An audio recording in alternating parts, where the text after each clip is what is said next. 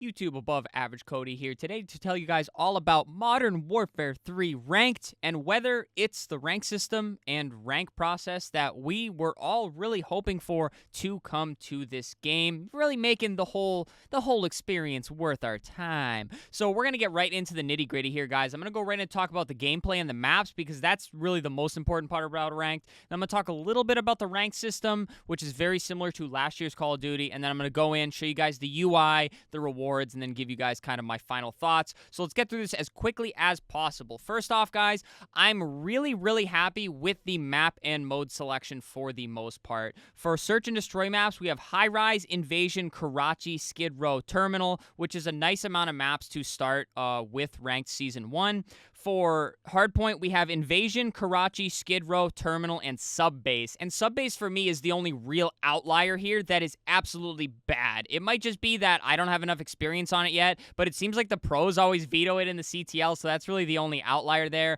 And then we only have 3 control maps, which I'm really okay with, which is High Rise, Invasion, and Karachi. High Rise, Invasion, and Karachi are probably the 3 best maps in the game. Obviously, older maps that are tried and true, and I think that's one of the biggest reasons the maps are actually good. That was one of my least favorite things in last year's COD, was the map. So I'm really happy to see them just recycle these maps back in, and they play really good. And if you have not really experienced Modern Warfare 3, guys, the gameplay in this game is probably about as good as it gets from a modern Call of Duty, because Vanguard had some pretty good movement, but absolutely horrendous gunplay in terms of dying instantly all the time. Modern Warfare 2 had a little bit better gameplay, but the TTK was still really fast, and the movement was absolutely clunky as hell. This game kind of brings it all together with some decently smooth movement in terms of mantling. You can slide cancel even though you go into little tac stance stuff, but the gunplay is really good. Although the TTK can still feel kind of fast if you get the headshot multiplier,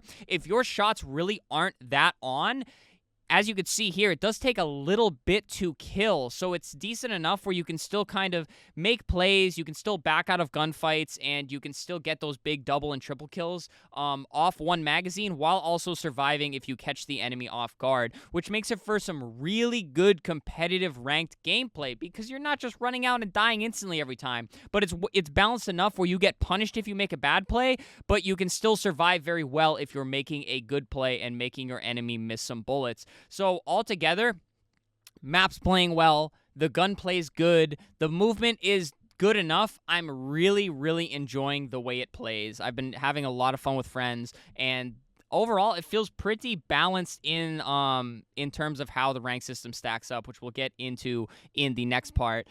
In terms of guns, it seems like everybody's kind of only running the Rival 9 and the MCW, as are the pros. The only thing that's kind of weird right now is there's a lot of other things in, like the knife. It was really cringe when it was still a 1-hit, but they actually adjusted it to a 2-hit melee, so they are adjusting things on the fly, and they are saying that there are things that are going to be adjusted so that everything matches the CDL. So if a gun gets GA'd out of the CDL, they'll change it in rank. So basically, they're giving us as close to the pro experience as they can, which is really all I ask for from a ranked mode, and especially ranked play in Call of Duty. Now, getting into the overall rank system, it is the normal last year's rank system, which is really good. So when you get on, everybody starts at Bronze 1. However, this does not mean everybody's going to be playing against Bronze 1s. You're not going to be playing against kids that are holding their controller upside down and stuff like that, because it is still definitely MMR matchmaking. So it'll balance the teams as good as possible, be it all similar skill level, 2 good players, 2 lower players. It'll match it up with 2 good players on the other team and 2 low players on the other team. So matchmaking feels pretty balanced. You can definitely feel the SBMM go up and down, though. So if you get stomped 2 or 3 games, it'll flip over really quick to 2 or 3. I will not say easy games. I have not had an easy game in ranked yet. Maybe the first one I played in Bronze 1, so they get a feel for probably where to place me MMR-wise. But it's definitely winnable games. You get games that are noticeably easier to win, but they are not easy to win. You still very much have to play your rotations in hardpoint. You still very much have to play careful in search and destroy. Everybody plays pretty serious for the most part, which is really nice to see, at least wherever I'm at skill-wise, which I think I'll probably cap out at Diamond. I'm not that cracked at Call of Duty, but I think I'll have enough fun getting the climb to Diamond, and that's probably the best part about this rank system. is the way they have it laid out. It rewards people that play a lot. If you get on and you want to just do like 5 placement matches like you would in Halo, place high diamond and then crawl into the highest rank and then be done for the season, you cannot do that in Call of Duty. You have to grind to rank up starting down so low. And then what happens at the end of the season is you only get knocked back 3 ranks. So instead of going all the way back down to bronze 1, you actually just get knocked back 3 ranks. So if you're gold 3, you'll go all the way down to silver 3. So you don't have to grind as much as you did initially. So everybody's kind of freaking out grinding up season 1 to try to get as high as possible so that they don't have to do all of that grinding in season 2 and they can start up higher, which is absolutely fantastic. Now, we're going to switch over to looking at some of the UI so I can easier explain some of the other things going on with ranked as a whole. Now, in game, once you get through this horrible UI and find how to get to ranked, everything here is overall pretty pleasant in my opinion. Everything's well organized. You can clearly see where everything is. You can see your rank and all of the information you could possibly want. And everything here is really sound and really good. So right here, you can see I'm currently silver 1. I can see what I need to my next promotion, which is 1300 SR. I have 1230 SR. And right now, I'm gaining roughly probably 60 to 100 for a win, and I'm losing 20 to 30 for a loss. So I can literally look here and analyze how much more I need to rank up, which is really nice. And every win, you get a star here, so I need to win 2 more games to hit rank 8, which is the next thing I want to talk about is kind of the side rewards for the rank system. In Halo Infinite, for example, you just play ranked, you grind ranked, and there's really nothing to work towards except for the next rank. In Call of Duty, you have so many side things to work on. You have an overall rank. So even if you're not a high rank, be it silver, gold, platinum, diamond, things like that, you could still work on your career rank within the rank system. So it's like, hey, I might not be the best player, but I grind a lot of ranked. You know, I know the maps, I know the modes, and I enjoy it enough where I'm willing to keep playing. So even though a person is not a very high rank, you can still very much gauge their experience overall here in ranked play. And then they explain everything. They have a how to play section. They have the top 250, of course, so you can see where pros and the top grinders are in fact placing, which is really cool. You need to have something like this to, even though you're the highest rank or you were the top players, you still need to grind, and a leaderboard does that. And then, of course, guys, the challenges and rewards. So for whatever rank you finish at, there are rewards at the end of the season. You obviously get an emblem, you get a weapon charm, which won't load, and then you also get skins for each, which, big negative here, I hate the skins. Last year's ranked reward skins were like a nice little hoodie that said ranked play, and the ranked play was whatever the color was whatever rank you got to. So if you got to gold, all the lettering was gold, as you can see here. Instead, they put a big RP for ranked play right across the skin's forehead, which I think is absolutely silly. And you'd think it does get a little cooler as you go on, but even for like top 250, it's like the same skin with slightly more detail. The iridescent one actually looks the best in my opinion, just because the purple's really nice. And it's kind of okay, I guess.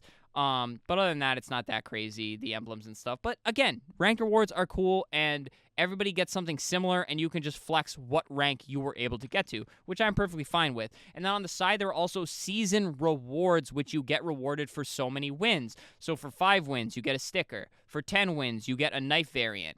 20 wins, weapon charm, and so on and so forth. And then finally, you get a season skin for 50 wins, which this will generally just change color, I assume. But still, it's just the fact that you can get rewards on the side. So even if you are not the best player, you're not the highest rank, you can still do your career rank and rank up to show your experience, but you can also earn these cool skins along the way. This is a really great way, and I understand that people are like, oh, it's ranked, it's competitive, you know, you need to be sweaty, it's only for the competitive lovers. It's really not.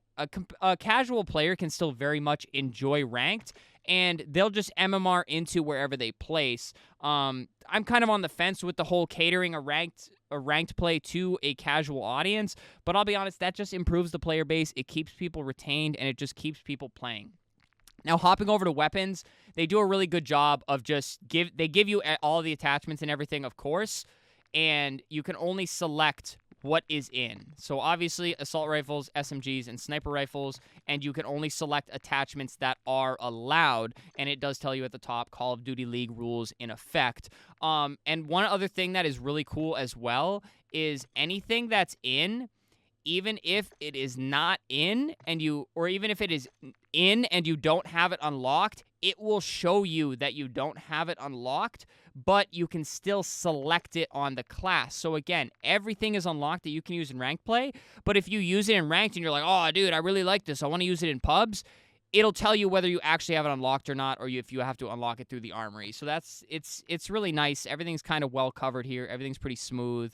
And yeah, no real complaints on the weapon. Obviously, you can create all your classes. You can name them for whatever you want. I do an MCW and a rival for respawn, and then also for Surge. I change subtle things like I would like to run a frag in Surge so I can cook nades rather than running a semi. Kill streaks, obviously, only one kill streak, and they don't have it, so you can select all the kill streaks, and they're on your screen even though you can't use them. It's just crews, and that's it. And one other really nice thing, guys, and you know this from last year's Call of Duty, there is match cancel. And even if your homies AFK, we just had it happen last night where a buddy went to use the bathroom and he didn't get back in time. He actually got kicked for inactivity.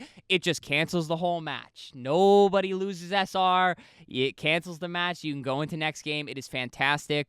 Downside, I do not believe there is a rejoin feature. So if you crash, you leave, you get kicked for inactivity, you cannot join back into the game, which is a bit of a downside if you ask me. But most games are a lost cause by the time you get the Call of Duty launcher to open and get the game to go through everything and watch that opening cutscene. The game's probably over by then anyways. And then finally, the last thing I will mention is it shows you what map you get, but it doesn't show the mode until you load in. And it doesn't really matter, to me at least, but I think that's a nice little interesting thing. So it's like, oh, we got high rise, but is it search? Is it control? We don't know until we load in. And I kind of like that a lot, especially like Karachi where you play all three. I got no complaints about that unless it's sub base. If I see sub base, I know it's hard point because it's only there for hard point, and I really hate sub base. But anyways, guys, my overall thoughts on this ranked play is I'm going to go 8 out of 10, and that's really high. I want to say 7 out of 10, but in terms of a modern game that loves putting stuff out that's broken and unfinished and kind of cheesy and kind of crappy, this is pretty well-rounded, and that's why I'm going to give it an 8 out of 10. If you compare it to like old ranked plays like Black Ops 2, it's like a 7 out of 10 because it's not perfect by any means, but it's really good. It's really fun. I'm going to be grinding it on the side with Halo Infinite Ranked, and it's just been a lot of fun with the boys, and I really enjoy it. I'm not going to say it instantly makes the game worth $70, but I will say in terms of a modern Call of Duty, comparing it to recent ones, Vanguard, Modern Warfare 2 last year, it's really good. They improved a lot. They definitely listened to the audience, and they're doing a lot of live fixes, not only in Ranked, in Warzone, and everything. So it's kind of up to you if you're watching this video wondering if you should jump on the Modern Warfare 3 train yet or not. But I will say, good rank system. I'm happy with it. It's fun. 8 out of 10, and that's pretty much everything that I wanted to cover in this one, guys. Thank you so much for watching the video. Subscribe, leave a like, leave a comment, share all your thoughts on the Modern Warfare 3 Ranked Play release. Even though it did come a little late, it was only 24 hours late, which that's not too bad. They could have held it 6 months like they did in Cold War. But alrighty, guys. Channel membership, super thanks. Y'all know the drill. Thank you so much for watching the video. Stay happy, stay healthy, and stay tuned for the next video.